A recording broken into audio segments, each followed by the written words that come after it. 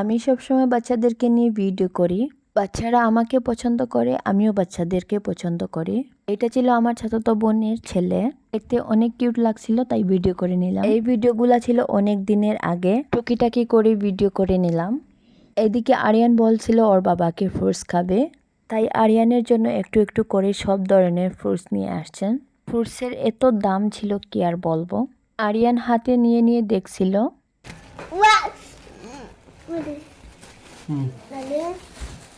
কমলা Apple Apple কমলা কমলা কি আসার টাইমে আমার ছোট বোনের জামাই এখানে পকোড়া নিয়ে আসছে, আর এখানে ভালো মজা নিয়ে আসছে।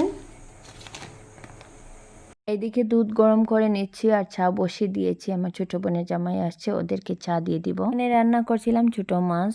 একটা জিনিস আমার খুব ভালো লাগছিল, একটু ভিডিও করে নিলাম আর এইটা সেভ করে রেখে দেব, কারণ রায়ান আর আরিয়ান বড় হলে এইটা দেখে নিবে। রায়ান আমার কাপড় দিয়ে আরিয়ানকে নাক মুছিয়ে দিচ্ছিল আর আমি দেখে হাসছিলাম, আর এত কিউট লাগছিল এই মুহূর্তগুলা। ও চুরদার নাকের মধ্যে ময়লা ঢুকে গিয়েছে, তুমি মুছে দিচ্ছ।